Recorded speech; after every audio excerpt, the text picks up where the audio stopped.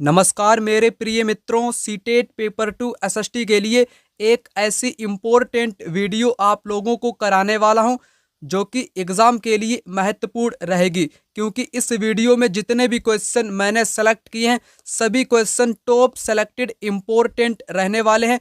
अधिकतर क्वेश्चन इस वीडियो में मैं आपको पीवाईक्यू कराऊंगा ताकि आप सभी लोगों को पता चल सके एग्ज़ाम में किस प्रकार के क्वेश्चन पूछे जाते हैं और इन क्वेश्चन को कैसे सॉल्व करना है। और क्वेश्चन से जितनी भी इम्पोर्टेंट जुड़ी हुई जानकारी होती है मैं आपको अक्सर ही बताता हूं, वो भी आपको बताऊंगा ताकि सारा कंसेप्ट आपका यहां पर क्लियर हो सके। परीक्षा में कोई भी क्वेश्चन आए और आप बिल्कुल आसान तरीके से उस क्वेश्चन को सॉल्व कर सकें, इसलिए यह वीडियो इम्पोर्टेंट रहेगी। क्वेश्चन आपकी स्क्रीन पर, निम्नलिखित में से कौन सा एक महाजनपद के शासकों द्वारा वसूल किया जाने वाला नियमित कर नहीं है। यहाँ पर क्वेश्चन आपसे पूछा गया है, महाजनपद काल के जो राजा हुआ करते थे वे लोग नियमित कर वसूला करते थे, उनमें से कौन सा कर नहीं है। फसल पर कर, शिल्पकार पर कर, चरवाहों पर कर, परिवार पर कर। उत्तर यहाँ पर आपका हो जाएगा नहीं वाला, आपको बताना है। महाजनपद काल के जो राजा हुआ करते थे फसलों पर भी कर लिया करते थे। शिल्पकार का मतलब होता है कारीगर, जो कारीगर लोग होते थे उनसे भी कर वसूला जाता था। चरवाहों पर, जो जानवरों यानी कि पशुओं को चराने वाले व्यक्ति थे उनको भी कर देना पड़ता था, जानवरों के उत्पाद के रूप में, दूध दही मक्खन के रूप में, ठीक है। परिवार पर कोई भी कर नहीं लगता था, इसलिए इस क्वेश्चन में आपसे नहीं पूछा है, तो इसलिए यहाँ पर जवाब आपका फोर्थ विकल्प यहाँ पर हो जाएगा। यह क्वेश्चन इंपॉर्टेंट है, परीक्षा में कई बार आया हुआ क्वेश्चन है, हर बार अलग अलग तरीके से पूछा जाता है, इसलिए मेरा दायित्व बनता है इस क्वेश्चन के हर प्रकार को यहाँ पर सोल्व आपको करा दूं। यहाँ पर आपको बताने वाला हूँ महाजनपद का कर, यानी कि महाजनपद काल के दौरान किस प्रकार का टैक्स वसूला जाता था। महाजनपद के राजा किले बनवाया करते थे, सेना रखा करते थे, इसलिए उपहारों पर निर्भर नहीं रहते थे, बल्कि नियमित रूप से वे लोग कर वसूला करते थे राजा महाजनपद काल के दौरान। महाजनपद के राजा किन किन पर कर वसूला करते थे, तो वो वे लोग फसलों पर कर वसूला करते थे, कारीगर यानी कि शिल्पकार, पशुपालक या जानवर के उत्पाद के रूप में भी कर वसूला करते थे, व्यापारियों पर भी कर वसूला करते थे, आखेटक एवं खाद्य संग्राहकों पर भी कर वसूला करते थे, फल या फूल या शिकार ये लोग राजाओं को दिया करते थे। मैंने आपको यहाँ पर समझाने का प्रयास किया है महाजनपद काल के राजा लोगों से क्या क्या वसूला करते थे। तो कर कुछ इस प्रकार से है। यहाँ का कर कैसा था, यहाँ का कर मेरे मित्रों नियमित कर था, यानी कि इनको नियमित कर देना पड़ता था, चाहे फसलों पर दें, चाहे कारीगर व्यक्ति हो या शिल्पकार हो उसको भी कर देना पड़ेगा, पशुपालक यानी कि चरवाहों को भी कर देना पड़ेगा, व्यापारी भी देंगे, आखेटक यानी कि जो शिकारी लोग हुआ करते थे वे भी कर दिया करते थे, कोई फल फूल शिकार इत्यादि दिया करते थे। तो यहाँ पर मैंने कर वाला आपको पूरा का पूरा बता दिया। अब मैं आपको इससे जुड़े क्वेश्चन कराता हूँ। निम्नलिखित में से कौन सा महाजनपदों के नियमित रूप से कर वसूलने के संदर्भ में नहीं है।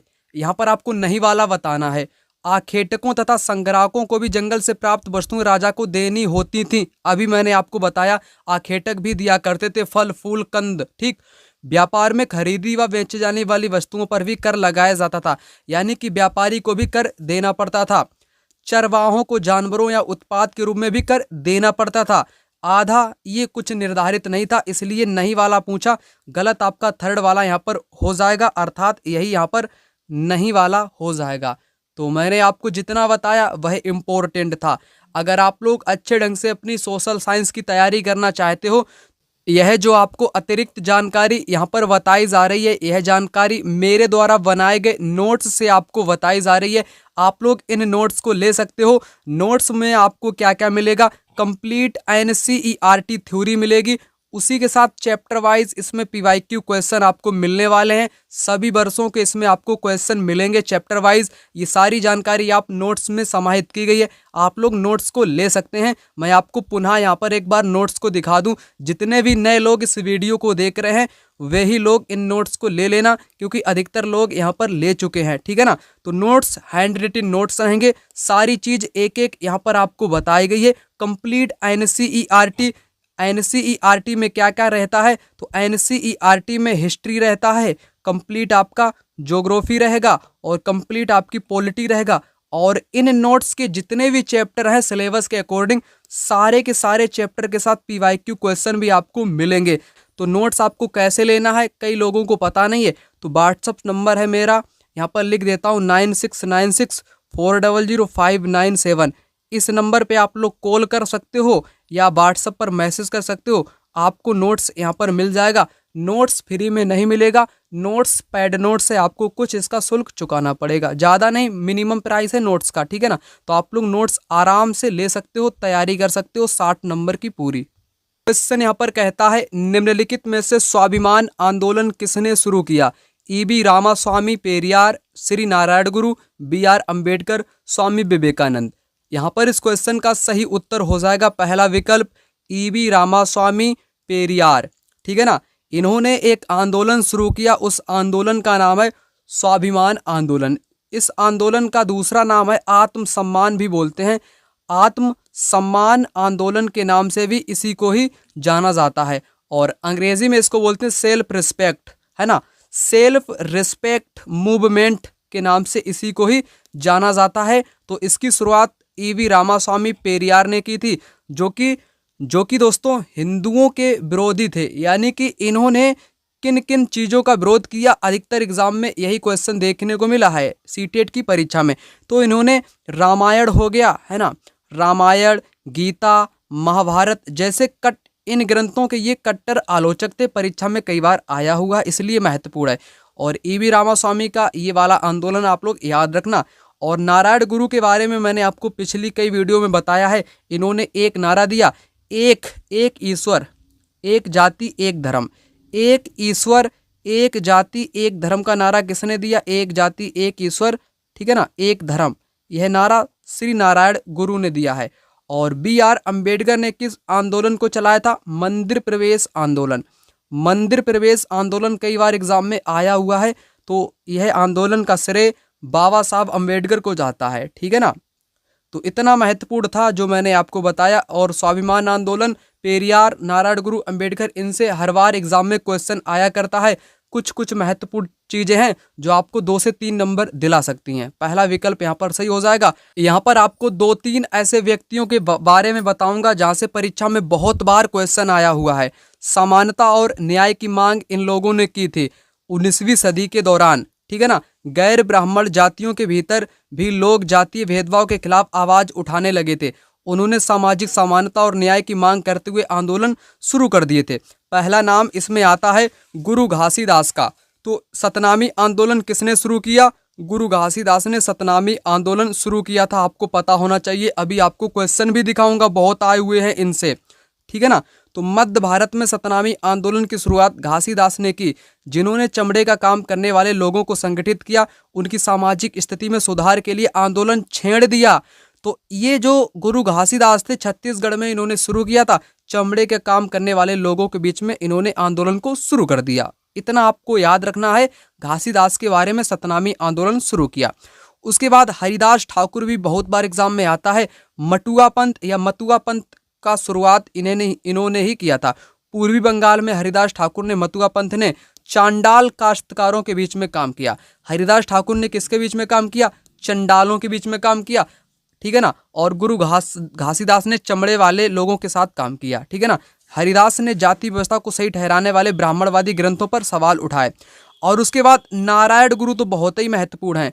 केरल के ऐझवा जाति के थे ये नारायण गुरु, ठीक है ना, ठीक है ना। बीच एकता, लोगों के बीच एकता का आदर्श इन्होंने रखा, ठीक है।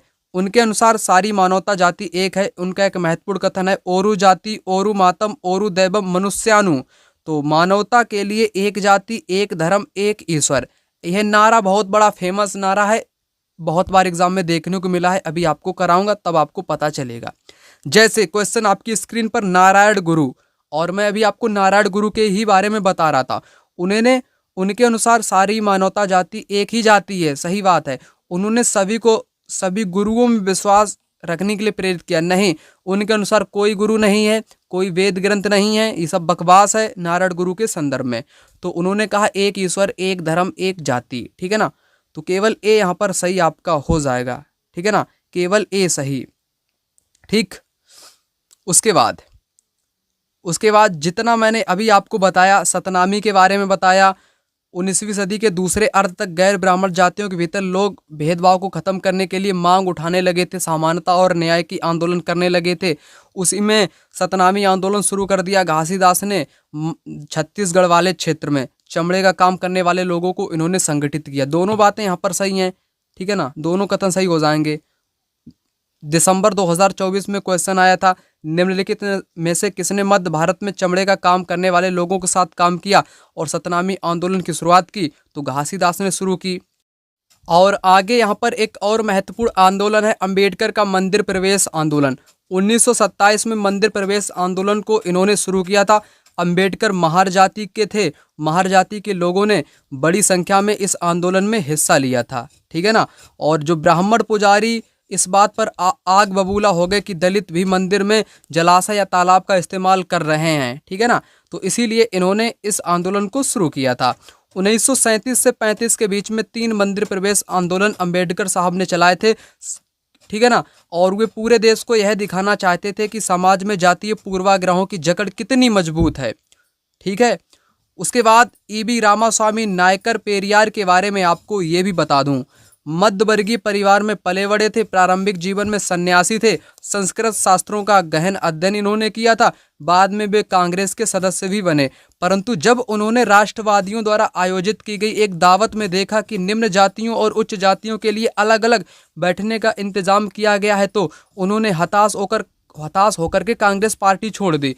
एक दिन ये दावत में गए, निचली जाति के लोग अलग बैठे, ऊंची जाति के लोग अलग बैठे, यानी कि भेदभाव किया गया। तो इन्होंने यह देख करके पार्टी कांग्रेस की छोड़ दी और फिर इन्होंने सेल्फ रेस्पेक्ट मूवमेंट की शुरुआत करी, स्वाभिमान आंदोलन की शुरुआत की, ठीक है। ये मैंने अभी आपको बताया। और पेरियार के बारे में ये लाइन बहुत इंपॉर्टेंट है। पेरियार हिंदू वेद पुराणों के कट्टर आलोचक थे, खासतौर से मनु संहिता, भगवत गीता, रामायण के कटु आलोचक थे।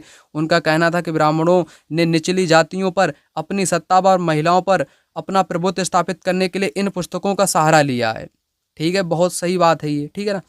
तो यहाँ से बहुत एग्जाम में क्वेश्चन आया हुआ है। आप क्वेश्चन आपकी स्क्रीन पर है, कंसेप्ट मैंने आपका बता दिया। मंदिर प्रवेश से बार बार एग्जाम में क्वेश्चन पूछा गया है, ठीक है ना। तो ये क्वेश्चन आप लोग नोट्स में जा कर के कर लेना, ठीक। पेरियार के बारे में भी यहाँ पर क्वेश्चन है, हिंदू शास्त्रों के कट्टर आलोचक, ब्राह्मणों से निचली जातियों पर अपनी सत्ता महिलाओं पर स्थापित करने का, ठीक है ना।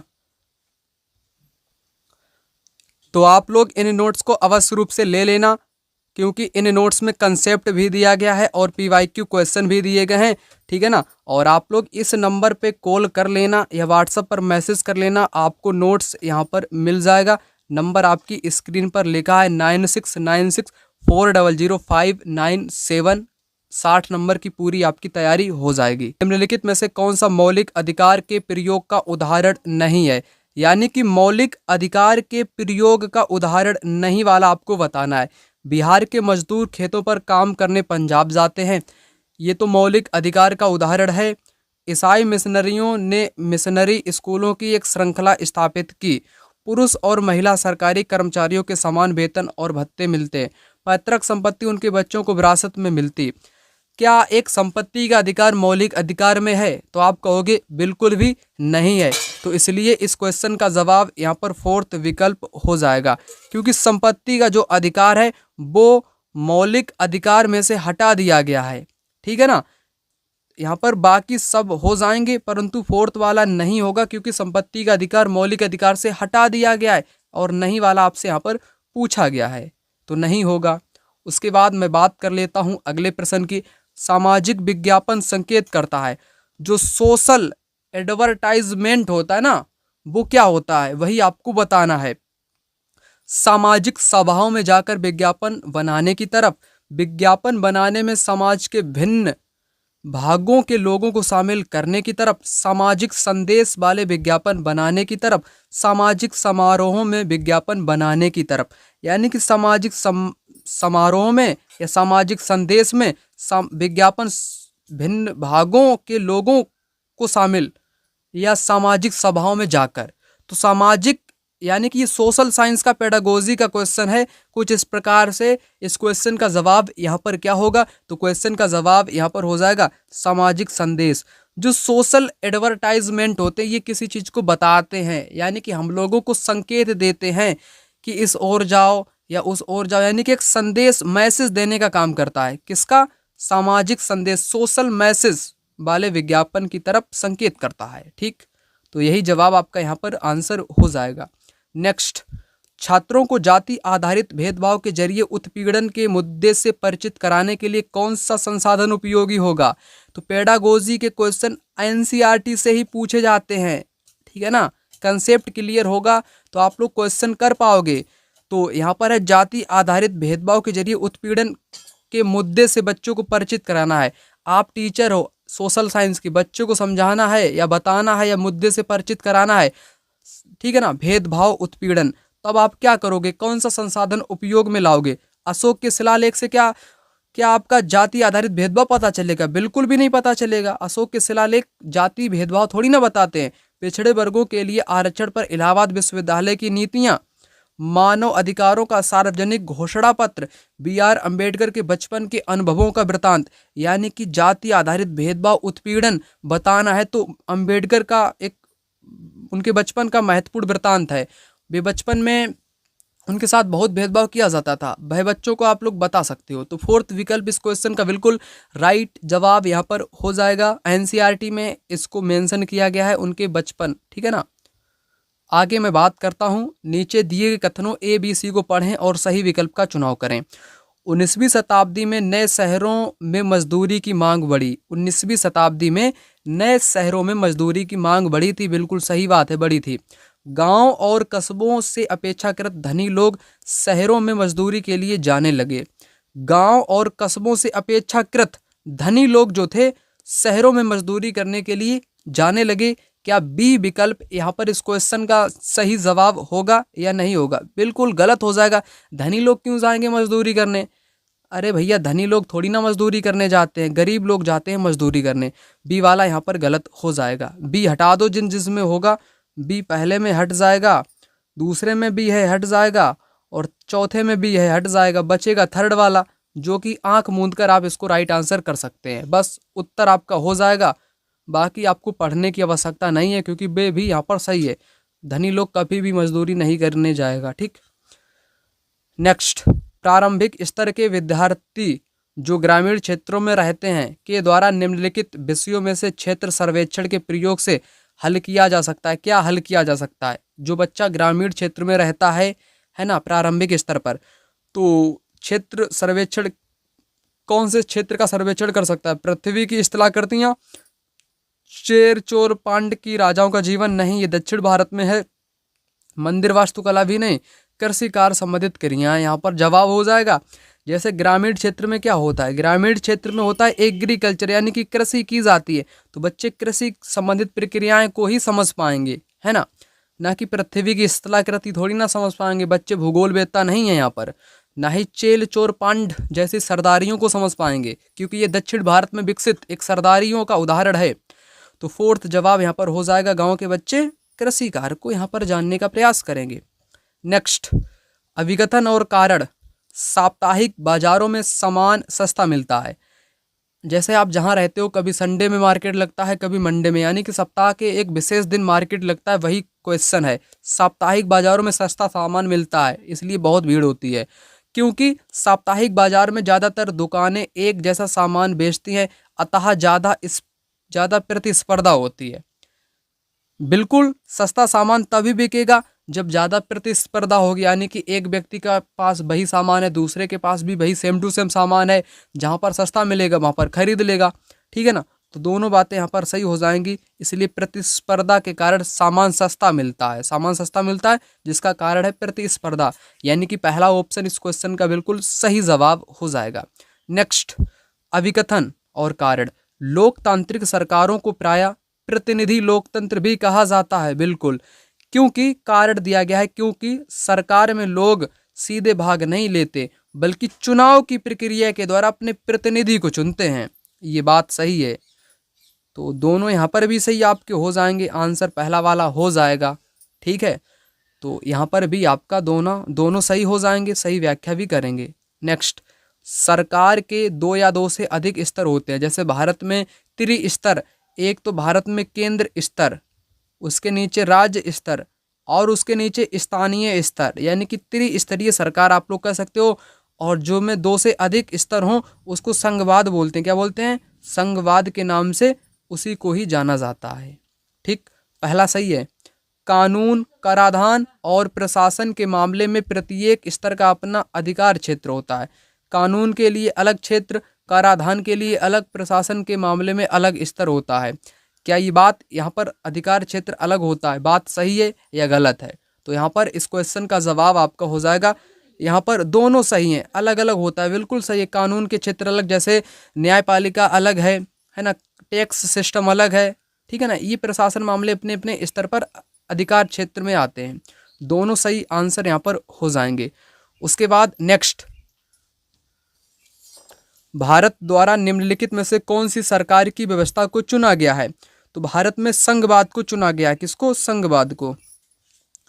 क्या जवाब यहाँ पर हो जाएगा संसदीय और एकात्मक? नहीं। राष्ट्रपति और संघीय?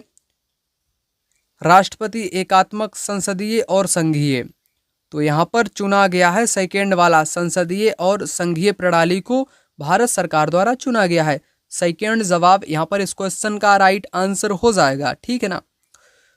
उसके बाद नेक्स्ट, राज्य सरकार का कार्यकारी प्रमुख कौन होता है? राज्य सरकार का होता है राष्ट्रपति, नहीं होता है उपराष्ट्रपति या राज्यपाल।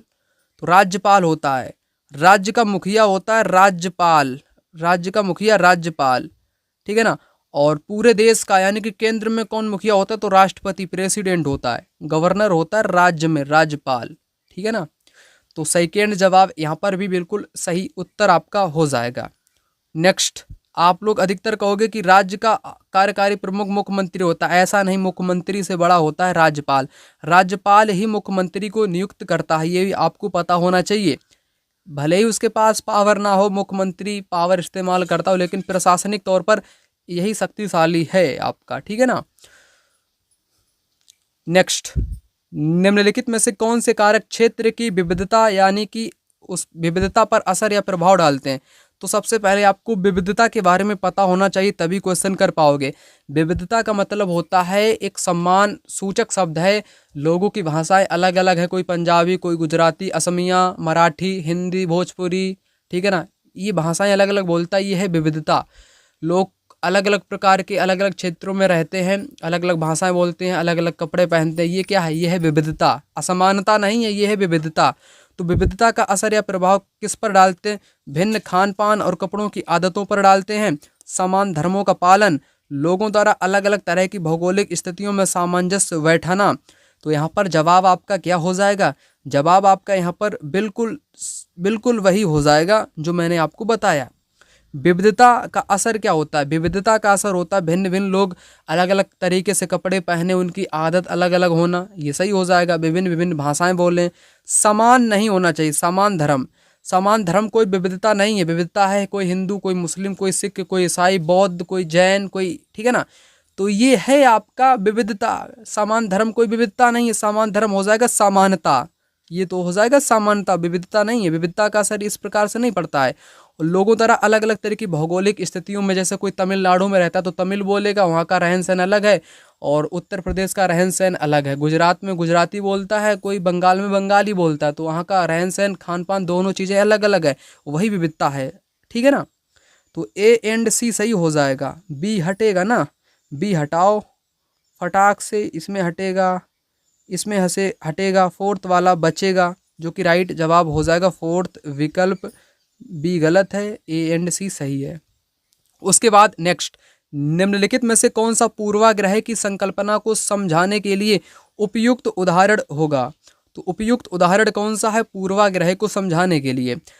क्वेश्चन तभी कर पाओगे जब आपको पूर्वाग्रह के बारे में पता हो। पूर्वाग्रह आपको किस टॉपिक में मिलेगा? जिन लोगों के पास मेरे नोट्स होंगे मैं उनको टॉपिक बता देता हूँ। एनसीईआरटी पॉलिटी, जो पॉलिटी है पॉलिटिकल साइंस, उसमें पहला और दूसरा टॉपिक पढ़ लेना। पूर्वाग्रह, विविधता, समानता, भेदभाव, ये सब कुछ आपका समाप्त हो जाएगा और ये सारे क्वेश्चन वहाँ पर आपको मिल जाएंगे, इसलिए नोट्स आप लोग ले लेना। ठीक, पूर्वाग्रह मैं यहीं पर आपको समझा देता हूँ। पूर्वाग्रह होता है अपमान, एक होता है भेदभाव, भेदभाव अलग है, पूर्वाग्रह अलग है। यानी कि पूर्वाग्रह बना दो बच्चे को, कोई है जैसे पूर्वाग्रह एक प्राचीन काल से चली आ रही एक परंपरा है, रूढ़िवादी परंपरा है, रूढ़िवादी, ठीक है ना। तो यह एक ढांचे में ढक देती है, किसी चीज को आगे नहीं बढ़ने देती है। वही पूर्वाग्रह, किसी के प्रति पूर्वाग्रह बन जाए तो पूर्वाग्रह हमेशा नकारात्मक होती है, सम्मान नहीं करती बल्कि अपमान करती है। क्वेश्चन को यहाँ पर देख कर ये आप समझ जाओगे। लोग एक दूसरे को बराबरी या समान के रूप में देखते हैं, समान नहीं देखते हैं, पूर्वाग्रह में समान नहीं देखते हैं। ये तो बात गलत हो गई ना, ये तो गलत हो गया। ए जिसमें है वो यहाँ से हटेगा, पहला हट गया। लोग अन्य लोगों को नकारात्मक रूप से देखते हैं, ये पूर्वाग्रह, नकारात्मक रूप से देखते हैं। बी सही हो जाएगा, यहाँ पर सी या सी हटेगा, ठीक है। लोग एक दूसरे का सम्मान, भैया मैंने आपको बताया सम्मान नहीं करेंगे, सी तो हटा ही हटा, ठीक। श्रेष्ठता एवं हीनता की भावना, श्रेष्ठता एवं हीनता की भावना, तो यहाँ पर श्रेष्ठता की बात करी गई है, यहाँ पर हीनता तो हो ही जाएगा लेकिन श्रेष्ठता नहीं होगा, इसलिए डी भी गलत। तो सेकंड जवाब यहाँ पर राइट आंसर हो जाएगा ओनली वी। कौन सा? ओनली वी जवाब यहाँ पर आपका आंसर हो जाएगा। अब मैं आपको यहाँ पर पूर्वाग्रह के बारे में बताना चाहता हूँ। तो पूर्वाग्रह क्या है इसको समझ लो अच्छे ढंग से। जब हम किसी के बारे में पहले से कोई राय बना लेते हैं और उसे हम अपने दिमाग में बिठा लेते हैं, वह पूर्वाग्रह का रूप ले लेती है। ज़्यादातर यह राय नकारात्मक होती है। कैसी राय? नकारात्मक होती है। अगर हमने किसी को श्रेष्ठ मान लिया तो वो श्रेष्ठ है, अगर हमने किसी को नकारात्मक मान लिया तो वो नकारात्मक है, यानी कि दिमाग में बिठा लेते हैं। जैसे उदाहरण की मैं बात करूं, ग्रामीण लोगों के बारे में पूर्वाग्रह क्या क्या हो सकती है। गाँव के लोग आधुनिक टेक्नोलॉजी यानी कि प्रौद्योगिकी का इस्तेमाल करना पसंद नहीं करते हैं, ये एक पूर्वाग्रह है गांव के बारे में। शहरी लोगों के बारे में पूर्वाग्रह क्या हो सकती है कि शहर के लोग बहुत बिगड़े हैं, बहुत आलसी हैं, तो ये शहरी लोगों के बारे में है। शहर के लोग केवल पैसों की चिंता करते हैं, लोगों की नहीं। कई लोग आपको कहने को मिलेंगे कि शहर में लोग पैसे ही पकड़ते हैं, लोगों को उनको कोई फर्क नहीं पड़ता, लोगों की चिंता नहीं करते हैं, तो यह एक पूर्वाग्रह है, ठीक है ना। तो पूर्वाग्रह मैंने आपको यहाँ पर समझा दिया आपको। और इससे जुड़े भी कई प्रकार के क्वेश्चन हैं। भेदभाव एक अलग होता है, लड़कियों के बारे में भेदभाव अलग है और लड़कों के बारे में भी अलग है। रूढ़िबद्ध धारणाएं ये भी अलग होती हैं, ठीक है ना। जब हम किसी के बारे में पक्की धारणा बना लेते तो रूढ़िबद्ध धारणा कहलाती है। रूढ़िबद्ध धारणाएं बड़ी संख्या में लोगों को एक ही प्रकार के खांचे में जड़ देती हैं। जैसे माना जाता है कि जहाज उड़ाने का काम लड़कियां नहीं कर सकती हैं। इन धारणाओं का असर हम सब पर पड़ता है और जो हम में काबिलियत होती है वो हमसे छीनने का प्रयास करती है रूढ़िबद्ध धारणाएं, ठीक है। जैसे क्वेश्चन यहाँ पर ले लूँ, एक पीढ़ी से दूसरी पीढ़ी में हस्तांतरित मूल्यों, विश्वासों व विचारों लक्षण को कहते हैं रिवाज या रूढ़ी के नाम से इसको जानते हैं। क्वेश्चन दूसरा यहाँ पर आप लोग देखो, पूर्वाग्रह का अर्थ आपसे पूछा, तब आप लोग यहाँ पर पूर्वाग्रह को समझ लोगे। लोगों के बारे में नकारात्मक राय बनाना सही हो जाएगा। लोगों को हीनता की दृष्टि से देखना, हीनता की दृष्टि से देखना। लोगों को एक ही छवि में बांधना। एक ही छवि में बांधना क्या होता है? ये होता है रूढ़िबद्ध। क्या होता है? रूढ़िबद्ध धारणा होता है। लोगों को हीनता की दृष्टि से देखना, ये होता है भेदभाव, है ना, भेदभाव। तो पहला वाला यहाँ पर जवाब आपका सही आंसर हो जाएगा, केवल ए। आप लोग इस क्वेश्चन को भी देख लो पूर्वाग्रह के बारे में। किसी के प्रति पूर्वाग्रही होने का अर्थ क्या है? 2023 में आया क्वेश्चन। उन्हें नकारात्मक रूप से देखना, ये तो सही हो ही जाएगा। उन्हें उत्तम या श्रेष्ठ मानना, नहीं, श्रेष्ठ नहीं मानेंगे। जो लोग भिन्न है उनका अनादर करना, अनादर भी करता है। समूह के सदस्यों के विरुद्ध भेदभाव भी करता है, ठीक है ना। तो ACD यहाँ पर जवाब हो जाएगा, बी हटेगा सभी में से, तो पहला बचेगा, ACD यहाँ पर जवाब हो जाएगा। आशा करता हूँ आपने पूर्वाग्रह के बारे में बेहतर ढंग से समझ लिया होगा। तो ये सारी जानकारी आपको नोट्स में ऑलरेडी दे दी गई है, नोट्स आप लोग ले लेना। यहाँ पर बात कर लेते हैं अगले प्रश्न की। बढ़ती जनसंख्या की बढ़ती मांग को पूरा करने के लिए कृषि के उत्पादन को बढ़ाने के तरीकों पर सही विकल्प का चयन कीजिए। अर्थात जो जनसंख्या बढ़ रही है और उसकी मांग भी बढ़ रही है, बढ़ती जनसंख्या की बढ़ती मांग को पूरा करना है तो उत्पादन को बढ़ाने के तरीके क्या क्या हो सकते हैं? उर्वरकों और उपज वाले बीजों का प्रयोग करना चाहिए, बोए गए क्षेत्र में विस्तार करके भी वर्षा निर्भर कृषि, वर्षा निर्भर कृषि से बढ़ती मांग को पूरा नहीं कर पाएंगे, उसके लिए सिंचाई की व्यवस्था होनी चाहिए। कृषि का मशीनीकरण होना चाहिए। सी यहाँ पर हटेगा। सी को सबसे पहले हटाओ, यहाँ से हटाओ, यहाँ से हटाओ, बचेगा थर्ड वाला A B D. A B D इस क्वेश्चन का यहाँ पर जवाब हो जाएगा, क्योंकि अगर आप वर्षा पर निर्भर होगे, वर्षा हुई ना तो फसल भी नहीं होगी, है ना। इसके लिए सिंचाई की व्यवस्था आपको करनी पड़ेगी, तभी तो बढ़ती मांग का हम लोग समाधान कर पाएंगे, उत्पादन को बढ़ा पाएंगे। सी को यहाँ पर छोड़ देना है, बाकी ए बी डी यहाँ पर इस क्वेश्चन का जवाब हो जाएगा, ठीक है ना। चलिए आगे बात कर लेते हैं। वन्य जीवन के संरक्षण के लिए निम्नलिखित में से कौन सी गतिविधियां या कार्य आवश्यक है। वन्य जीवन, जो जंगल या वन में जो जीव जंतु रहते हैं उनके संरक्षण के लिए क्या गतिविधि होनी चाहिए। वनों की कटाई करोगे, वन काट दोगे, फिर जीव कहाँ रहेंगे, ये तो गलत हो गया ना। दवा, जंगल में आग लग जाएगी, फिर जंगल में जीव कहाँ रहेंगे, वे भी मर जाएंगे आग में, ये भी गलत हो जाएगा। राष्ट्रीय उद्यान और वन्य जीव अभयारण्य, निर्माण कार्य और शिकार, शिकार करोगे वैसे भी जानवर मर रहे हैं और मरेंगे, तो तीन तो कटी गई आपकी, बचेगा थर्ड वाला जो कि जवाब हो जाएगा राष्ट्रीय उद्यान और वन्य जीव अभयारण्य। ये लगाने चाहिए, इनकी गतिविधियां करनी चाहिए, ठीक है ना। थर्ड वाला जवाब यहाँ पर बिल्कुल सही उत्तर आपका हो जाएगा। नेक्स्ट, शहरों में गांव की अपेक्षा अधिक तापमान रहता है, यानी कि शहरों में गांव की अपेक्षा, जो शहर है ना, क्वेश्चन को समझो, शहर का जो टेम्परेचर है, टेम्परेचर हाई है, टेम्परेचर कैसा है, हाई है, और गांव का जो टेम्परेचर है, गांव का जो टेम्परेचर टी, ये है लो, नीचे की ओर है। ऐसा क्यों है, ऐसा इसलिए है, कंक्रीट और धातु निर्मित भवन दिन में गर्म हो जाते हैं, बिल्कुल ऐसा फेल्ट निर्मित सड़कें भी गर्म हो जाती हैं। भीड़ वाले जो ऊंचे भवन गर्म हवा को रोक लेते हैं, और गर्म हवा रोक लेते हैं। शहरों में अधिक खुले स्थान पर पेड़ होते हैं, शहर में अधिक खुले स्थान पर पेड़ होते हैं। क्या जवाब यहाँ पर हो जाएगा, अगर पेड़ होंगे, ज़्यादातर पेड़ तो शहर में होते ही नहीं हैं, डी यहाँ से हटेगा ना। ए बी सी इस क्वेश्चन का जवाब बचेगा, A B C, A B C इस क्वेश्चन का यहाँ पर जवाब हो जाएगा, इसलिए शहर में अधिक तापमान रहता है। एनसीईआरटी का ही क्वेश्चन है, ठीक है ना, नोट्स में आपको मिल जाएगा पूरा डिटेल्स। उसके बाद नेक्स्ट, निम्नलिखित में से कौन सी वायु में मौजूद गैसों में से ग्रीन हाउस, ग्रीन हाउस आपको मालूम है CO2, कार्बन डाइऑक्साइड। आंख मूंद कर उत्तर बता देगा हर कोई बच्चा, ठीक है ना। फोर्थ विकल्प यहाँ पर राइट जवाब आपका हो जाएगा। उसके बाद नेक्स्ट, पर्यावरण के क्षेत्रों का उनके साथ मिलान करो, तो स्थल मंडल जिस पर हम लोग रहते हैं, वायुमंडल, वायु की एक परत जिसमें तमाम वायुमंडल की परतें हैं, क्षोभ मंडल, समताप मंडल, ठीक है ना, और जैव मंडल जिसमें जीवन होता है, ठीक है ना, जलमंडल जिसमें पानी ही पानी होता है। जलमंडल का मिलान हो जाएगा जल समूह जैसे नदियाँ, झील, झरने, समुद्र, और वायुमंडल का मिलान हो जाएगा हवा की विभिन्न गैसों से निर्मित तहें या सतहें, ठीक है ना। और जैव मंडल क्या हो जाएगा, पौधे और जीव। स्थल मंडल में हो जाएगा धातु और चट्टान, इस प्रकार से मिलान। ए का फोर्थ के साथ, ए का फोर्थ सिर्फ और सिर्फ दूसरे में दिया गया है, इसलिए दूसरा विकल्प यहाँ पर बिल्कुल सही जवाब यहाँ पर आपका हो जाएगा, ठीक है ना। इसमें रुको, इसमें विकल्प जो मैंने मिलान यहाँ पर किया है, मिलान मैंने आपको यहाँ पर कर दिया है, ठीक है ना। ए का किसके साथ है, थर्ड के साथ है। ए का थर्ड किस में दिया गया है, ए का थर्ड तीसरे में ही दिया गया है, इसलिए तीसरा वाला यहाँ पर राइट जवाब आपका उत्तर हो जाएगा। उसके बाद नेक्स्ट यहाँ पर है, निम्नलिखित कथन पढ़ें और सही विकल्प चुनें। अभिकथन और कारण, सजीव और उनके चारों ओर के वातावरण का परस्पर संबंध पारिस्थितिकी तंत्र का निर्माण करता है। जीवों के चारों ओर के वातावरण का परस्पर संबंध करता है, सही है।